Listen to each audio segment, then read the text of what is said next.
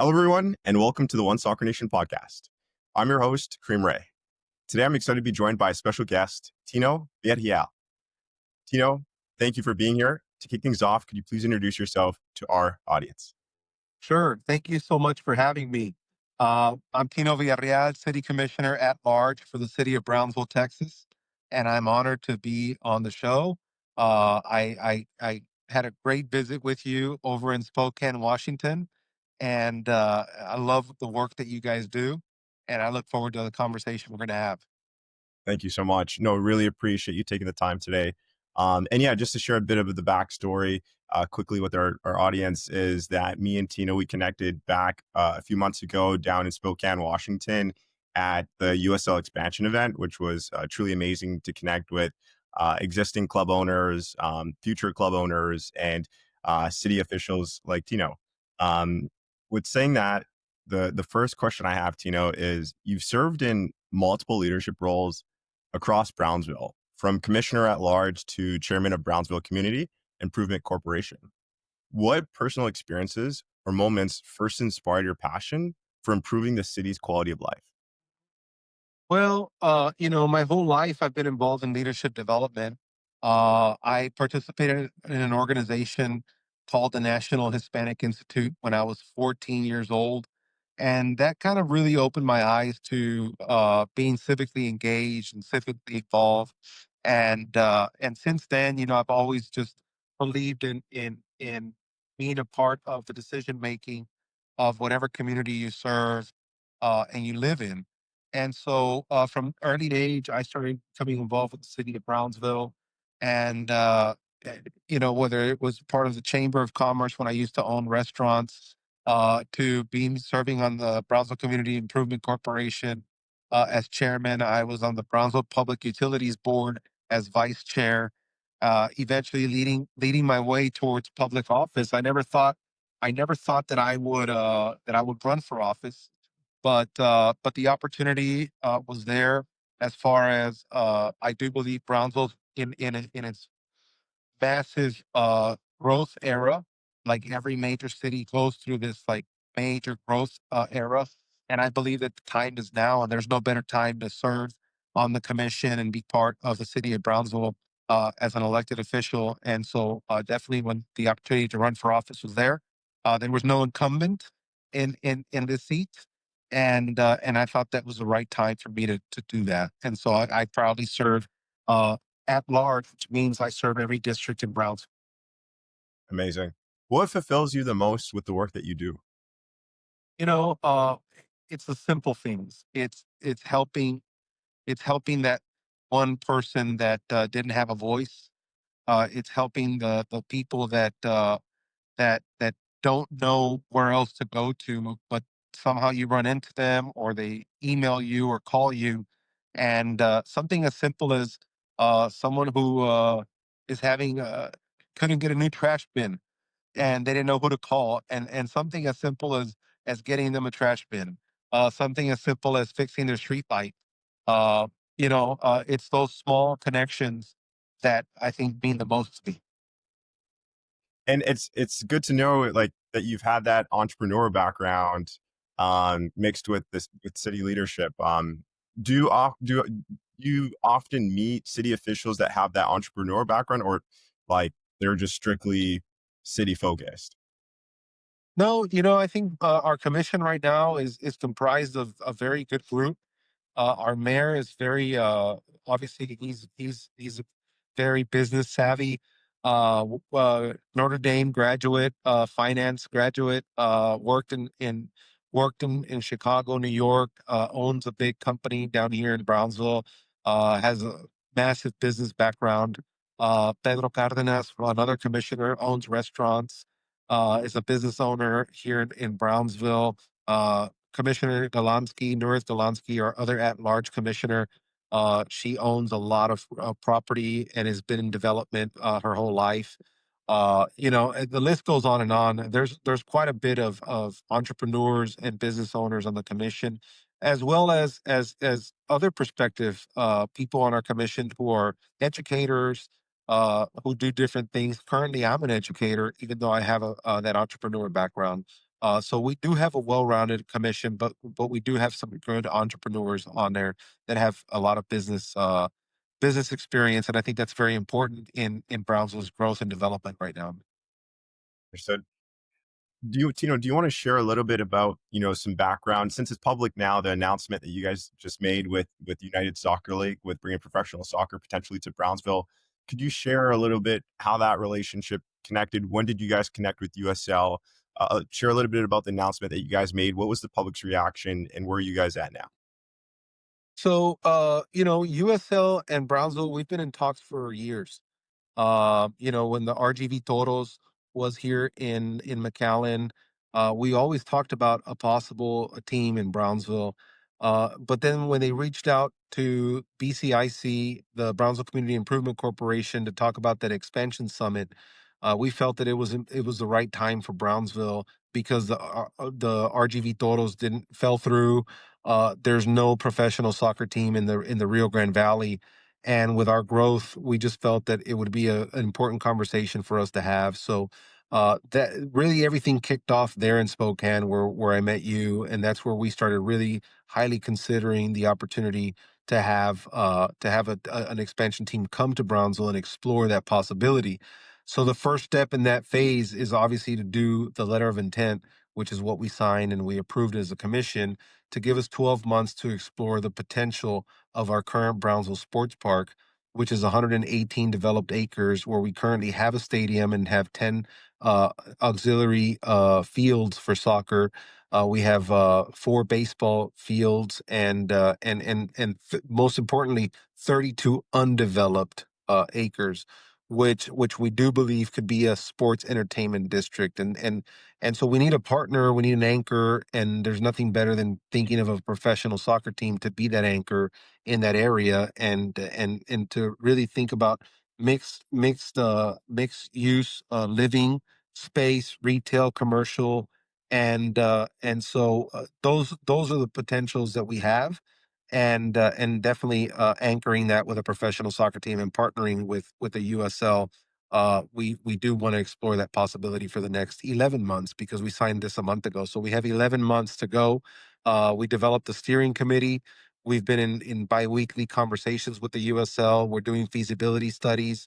We're getting all the ducks in a row to see the potential of what we can do and what is real and viable. And more importantly, like everything else, what's the cost and who incurs that cost? And is it something that we can do as a community and something that the USL can also do as part of their expansion project? With what you just mentioned, the mixed use development with, five, a minimum 5 to 10,000 seat stadium, mixed Mhm. use, retail, hospitality, commercial, residential, etc. Um, with saying that, Brownsville currently doesn't have any major sports team there in the market as well.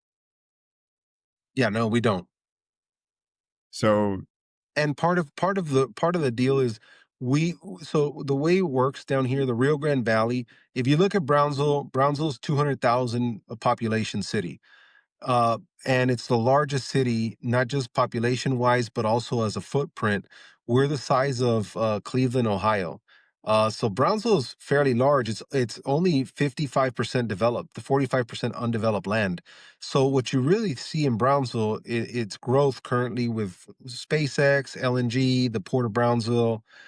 Brownsville's booming right now. We just recently had 1,200 families move to this area with an average household income of over $250,000, which is big because Brownsville, as a city, the average household income is about $50,000. So you're looking at a new population moving here.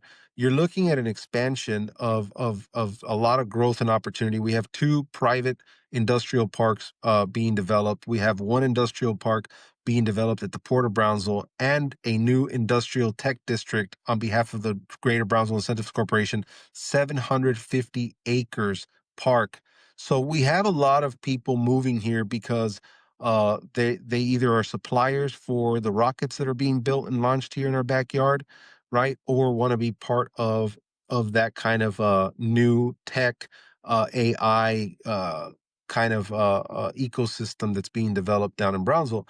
So knowing that we have that we have a university, a division plays Division One sports called UTRGV, and so all of their games are being played in the Upper Valley, which Brownsville 200,000 people, but the Rio Grande Valley has over a million residents. And most of those residents are about an hour north where the RGV Toros was. So now, if we're able to revamp our stadium, we have commitments from the university to play half of their games here, or at least one or two. So it brings Division One sports because we have UTRGV has multiple campuses. The way it works is it's one flagship university with campuses spread across the entire Rio Grande Valley. But most of those sports are being played in the Upper Valley. Having a stadium also helps us bring Division One sports to Brownsville. It helps us have the only professional soccer team in the Rio Grande Valley, and we can start attracting more people to come down to Brownsville to watch games, to participate in that kind of social lifestyle, and also shop, dine, and put heads in beds in Brownsville. So that's kind of the goal. Nice. And we've talked about this before too. I mean, like the importance of entertainment and lifestyle and retaining talent that's moving to Brownsville. They need entertainment, and part of this project is to retain that talent that's coming to Brownsville. Yeah, 100%. Because the people, the families moving here, they're young. They're young people. They're people moving to Brownsville, and we have to offer that quality of life. I mean, you work hard, but we don't need you traveling to go enjoy yourself at a professional game, to have a state of the art stadium where you can have concerts. You can bring different sporting activities. Because even USL team, you're really only using that stadium 40 days. What do you do the other 320 days? But we need a venue like that is creative, that fits the style of the USL stadiums, because that kind of stadium lends itself to hosting a lot of different events, not just sporting events. For sure. Um, yeah, I wanted to mention as well, like, so when we connected in Spokane, something that really stood out is you mentioned, I think it was towards the end, before we closed off the roundtable, the investor roundtable, that the city of Brownsville's on side. You guys are interested to bring professional soccer, and as you already mentioned on this call, the city's on side. There's land ready to go. Um, I'm not too sure if I'm missing anything, but when I heard I think I've told you this multiple times by now. It was music to my ears because of my experience in another market, of knowing how the time that it takes and the work and effort, and you've heard also from other groups leading projects in different markets. Sometimes there isn't that relationship between the owner that wants to launch a club in the market with the city having the full support, or any support from the city, which makes it a harder project to launch in that market, versus in Brownsville is the city's really supportive. And something that I've learned through just paying attention and tuning in, is that, and speaking to you and Sean De Palma, um, is that the city of Brownsville is one city, which I truly love, and you guys from all departments work together to push things forward, which is really encouraging. And I'm fresh in relationship with city officials, but that's really nice to experience and to see. That movement in Brownsville. And Sean shared a little bit about why that movement is, but it would really be really good to hear from you as well. Is why do you guys have this saying of one city for Brownsville? Yeah, I think it's great. Look, I even have under my jacket today, I have the One City logo right here too. It's and so when we talk about one city, Helen Ramirez, our city manager, is the one that really pushed this mantra of us just working for the city of Brownsville, and not necessarily saying, well, I'm on this department, that's not my job, or this is not where I work, or that's like this is not my area of expertise. And it's a palms up mentality of like, hey, it's not my deal, and we'll pass the buck. In Brownsville, for us, because of the growth that we're experiencing, we don't have the luxury to point fingers and to pass the buck to someone else.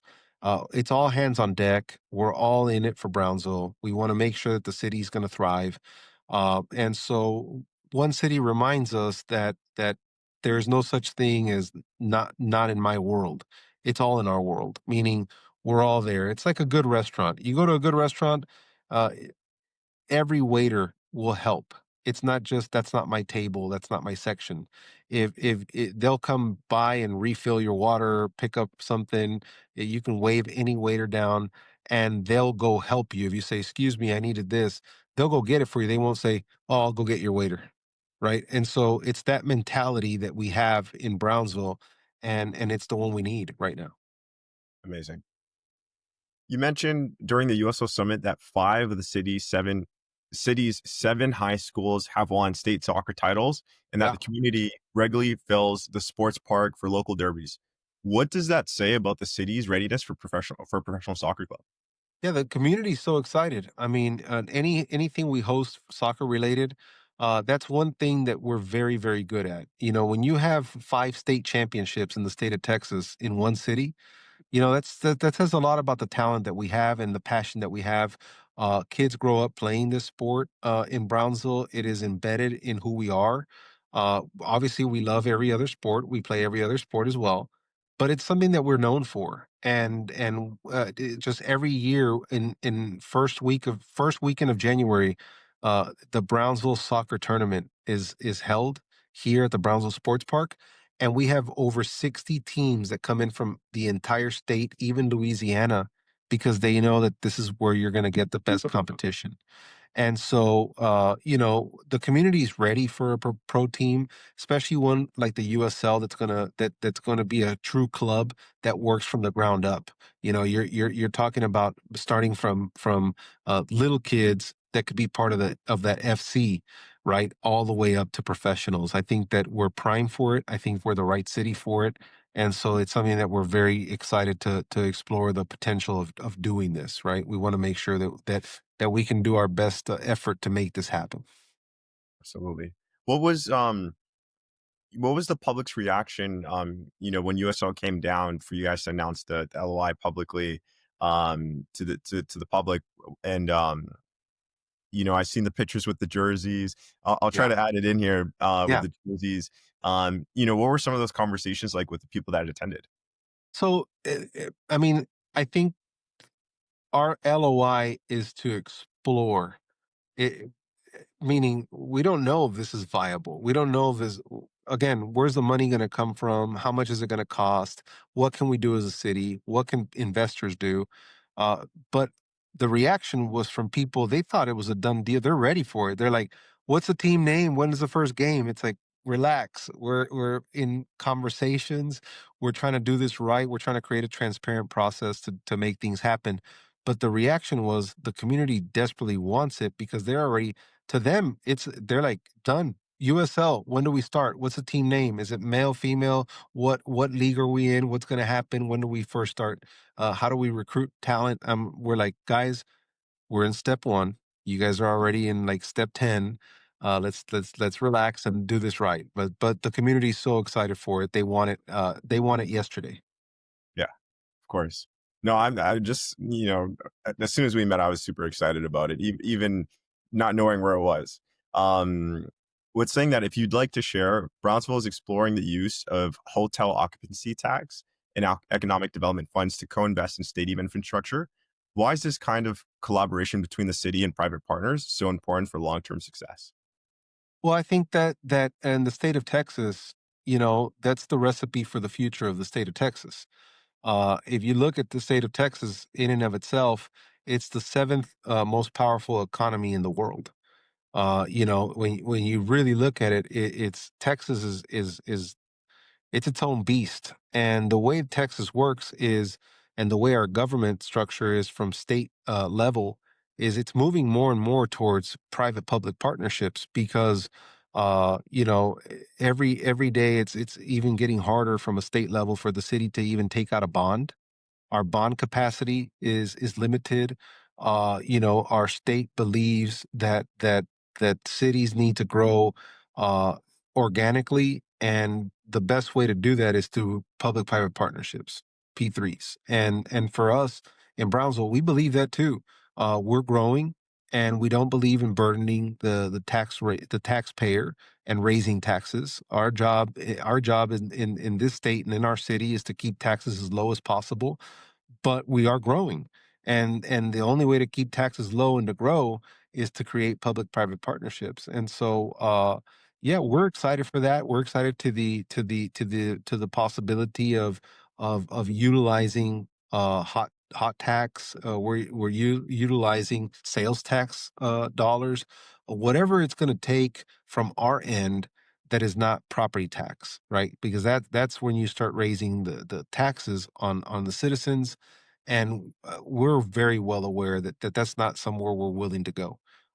So this is very important for us to find the investors, to find the private side that wants to come and bring dollars to the table. So to plant some seeds here, One Soccer Nation's proposed docuseries that we've baked into our proposal aims to showcase Brownsville globally, much like Welcome to Wrexham, if you've ever watched, did for Wales, which saw a plus 33% day visitors and plus 51% tourism spend increase following its docuseries. So to expand the exposure of the club and promotion of the city beyond avid soccer fans and into broader culture. So from your perspective, how can you see media and storytelling help put Brownsville on the world stage? I think it's going to be very important, right? We have a very important story to share right now. Like I said, we are in the right moment at the right time. Brownsville, has look. There's no other community. I tell people there's no other community right now that is literally monthly, and it's about to be weekly, launching rockets into outer space. The potential of having port to port launches is real, meaning you might be able to get on a rocket and think of this, you can travel Brownsville to Paris in less than an hour, right? And so what does that do for traveling in the future, port to port? But more importantly, what does it do when you're able to take these spaceships and actually land in Mars?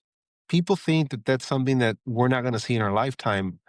It's happening every day in Brownsville, and we also have the largest $30 billion investment in liquid nitrogen gas, LNG, that's going to supply the world with liquid nitrogen gas, and that's happening in our backyard. And so when you look at the possibilities, everything that Silicon Valley was seeing in the 70s, Brownsville's feeling right now. Austin, Texas became the newest, trendiest LA. They call it the Texas LA. But Austin was experiencing this type of growth that Brownsville was seeing in the 90s. And now Austin is what it is today. Brownsville is in that cusp right now. And so the story is phenomenal because we're 45% undeveloped land. We have rockets launching in our backyard. We have two billionaires that live here, right? And so when you start looking at that, and we're the gateway to Latin America, right? We're the only deep water port in the border, right? You start looking at the potential, and Brownsville is about to boom, and that's the story that we need to continue sharing. And it's not just the industrial side of it and the economic side of it, but we can also talk about how Brownsville can become a national and international, because of our proximity to Mexico. It could possibly become one of the best USL club teams in the nation, because it's going to become the first one that is going to have international fans and people coming from Mexico to come see a USL game. Very interesting and exciting. Um, and that's due to the location of where you guys are. So if whoever's listening, whoever's watching, you search up Brownsville, Texas, you'll see right there close to Mexico. I was going to ask the question of like, what do you mean by the gateway? But I think you've shared it right there, the connection to Mexico and having that interest in that fan. So what kind of numbers does that look like? So Brownsville, the city population you mentioned 200,000, the region is around 900,000, and then what could the potential be with the influx from Mexico? Well, if you take the region and you don't use the border, and you involve the Matamoros, Reynosa, which are the two border cities that are near us. Matamoros is 700,000, and Reynosa is 1.2 million. So you're talking about now close to 3 million people that live in this area that are the potential fan base for a soccer team, for a professional soccer team. So we're looking at it from that standpoint. That's massive. That's a USL. I think I'm pretty sure it's a US that would be considered like a USL championship size market. Um, with saying that, you know, um, sometimes the news could be misleading publicly, but for you guys on the ground, how is the traffic between the connection to coming in and out of U.S. to Mexico with the border that's close to you guys? Well, don't believe everything you read, right? We have a very strong partnership with our sister city, Matamoros. People live and work, uh, vice versa. People live in Brownsville, go work and eat and dine in Matamoros. People live in Matamoros, Mexico, and come eat and dine and work in Brownsville. People have families, houses on both sides of the border, families on both sides of the border. Business is very strong. We have a very very good working relationship and family relationship. What you see if as far as border security threats or whatever, we don't feel that. And I mean, every day we're passing, crossing, uh, close to uh, thousands of semi trucks of goods that come in and out of Brownsville, with NAFTA, right? And so that trade agreement is still strong, regardless of what the news depicts it to be. So, it's not a big deal to have a soccer game and to have literally thousands of fans from Mexico come across. They do it every day. Yeah. Could you like just to share some context with our audience that may not be familiar with Brownsville? How many borders are there? How big is the border? And like just a high level number of like what the potential influx of in and out between on the border between from Brownsville to Mexico. Sure. So Brownsville itself has three international bridges. So we have three international bridges. They're packed every day. Thousands of people come in and come out every day through our border. We have a fourth border, a fourth bridge that is in Los Indios, which is 10 minutes away from Brownsville. But we also have the one in Progreso. We have the one in Donna. So when you really look at our area, I mean, uh, there are literally thousands. I would say close to 500,000 to 1 million people throughout the Rio Grande Valley that are crossing daily through these borders. Again, the news depicts this area to be like a war zone. It is not a war zone. Brownsville. I mean, again, look at national security. Uh, that we have here, national security risks. We have an LNG plant, the largest in the United States of America. We have SpaceX that's launching rockets into outer space. These are some serious national security companies, and they wouldn't be positioned here if it was a war zone, right? So it's not what it looks like, but we encourage people to come see. We have South Padre Island. It's a beautiful island. Come vacation, come tour, come see Brownsville. Brownsville is a beautiful city, rich of culture. It is the second most historic downtown in the state of Texas. And so we have a beach, we have history, we have beautiful downtown, we have James Beard Award restaurants, chefs, and bars. So you look at Brownsville, it's definitely a place to come see, to come visit, from the U.S. side, and we get visitors all the time from Mexico. Nice. Previous club owners that I've had in the market of Texas, most of their fans are Hispanic. So I mean, just going back to your point in regards to like why the Brownsville has the potential to have the best fans in USL is that Hispanic culture. I mean, I'm not too sure of the percentage in Brownsville, but Hispanics, Mexicans, they love They love Yeah, football. Brownsville's 96% Okay. Hispanic. Yeah, And so, yeah, I mean, you have passionate fans. Mexicans are very passionate for their soccer, and so, it's the right market. We do believe that we wouldn't be pursuing this if it was any other sport. I think that the Rio Grande Valley, the region, the 3 million people are prime for something. Okay, yeah, but I want to thank you for this interview. I hope it was useful, beneficial. I hope that it depicts the project that we have. We're so excited, for this potential, and we're excited to continue doing more things also with you guys, in your project, in your organization. There's a lot of potential and a lot of future projects that are going to come of this. amazing. Well, Tino, I really appreciate you taking the time. Thank Looking you. forward to continue building our relationship, and potentially working together.